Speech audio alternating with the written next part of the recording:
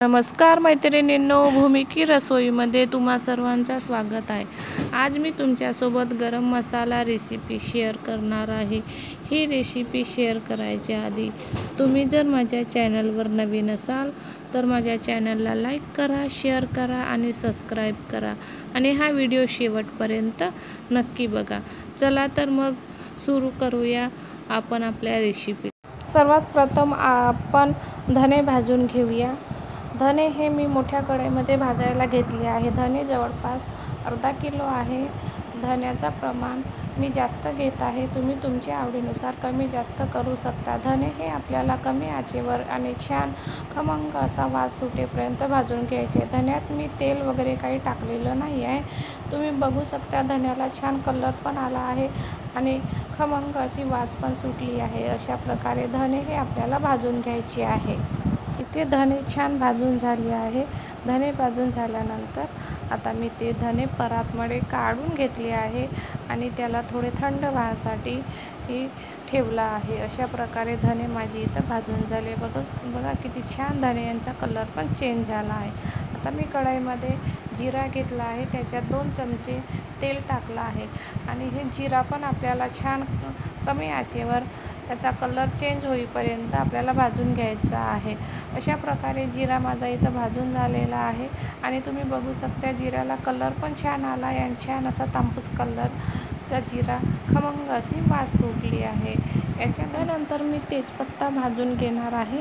तेजपत्ता आपल्याला हा खूप कमी आचेवर भाजून घ्यायचा आहे। तेजपत्ता पण हा खूप लवकर जळतो, त्याच्यामुळे आपल्याला तो खूप कमी आचेवर भाजून घ्यायचा आहे। अशा प्रकारे माझा तेजपत्ता पण इथं भाजून झाला आहे आणि मी तो बाहेर ताटात काढून ठेवला आहे।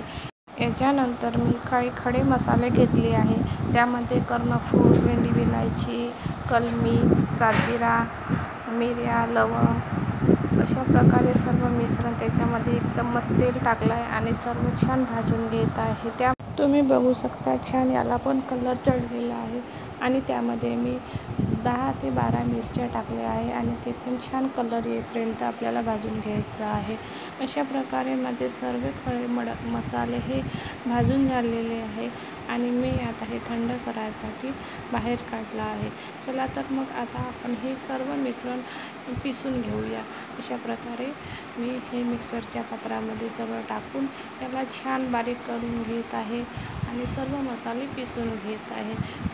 तुम्ही बघू शकता मसाला असा छान काळपट कलर आलेला आहे आणि छान खमंग अशी वास पण सुटली आहे आणि सर्व मसाला माझा आता मी मसाला छान चाळून घेणार आहे।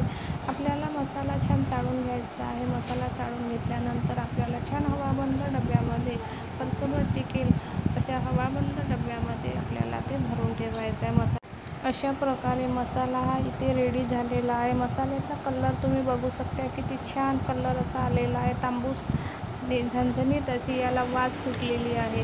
अशा प्रकारे इथे आपण मसाला रेसिपी माझी तुम्हाला कशी वाटली? ही रेसिपी तुम्हाला आवडली का?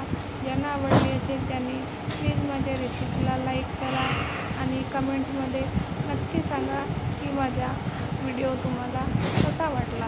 माझा व्हिडिओ शेवटपर्यंत बघितल्यामुळे खूप खूप धन्यवाद।